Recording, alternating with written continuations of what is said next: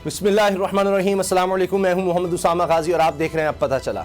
खबर ये है, बल्कि खुशखबरी ये है, कुदरत ने हमें एक बार फिर दुनिया के साथ अपनी आखिरत को बेहतर बनाने का मौका फराहम कर दिया है।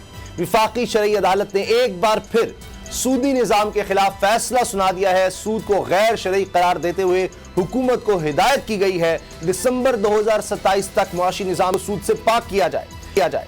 चीफ जस्टिस शरई अदालत नून मोहम्मद, जस्टिस मोहम्मद अनवर और जस्टिस खादिम हुसैन पर मुश्तमिल 3 रुकनी बेंच ने यह तारीखी फैसला सुनाया। इसमें कोई शक नहीं कि सूद के खिलाफ सख्त वईदें हैं। इसे अल्लाह और अल्लाह के रसूल सल्लल्लाहु अलैहि वसल्लम के साथ जंग करार दिया गया है।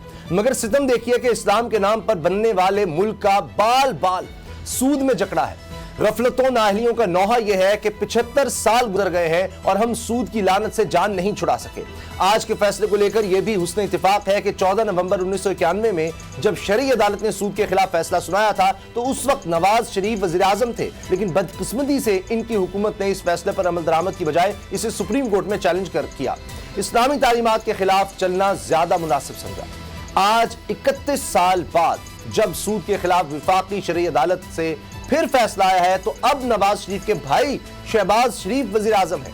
अब देखना यह है कि शहबाज शरीफ इस फैसले पर अमल दरामद करते हैं या अपने बड़े भाई के नक्शे कदम पर चलते हुए हीले बहानों से इसका रास्ता रोकते हैं या टाल मटोल से काम लेते हैं। फैसला शहबाज शरीफ साहब को करना है। एक और अहम मामला जिसकी सियासत में गूंज सुनाई देने लगी है वो साबिक वजीर आजम इमरान खान के खिलाफ आर्टिकल 6 के तहत कार्रवाई का फैसला है। और वाकिफाने हाल का दावा है कि शहबाज शरीफ की विफाकी हुकूमत ने यह फैसला कर लिया है कि आइन शिकनी के जुर्म में साबिक हुकूमत की अहम शख्सियात के खिलाफ आर्टिकल 6 के तहत रेफरेंस दायर किया जाएगा।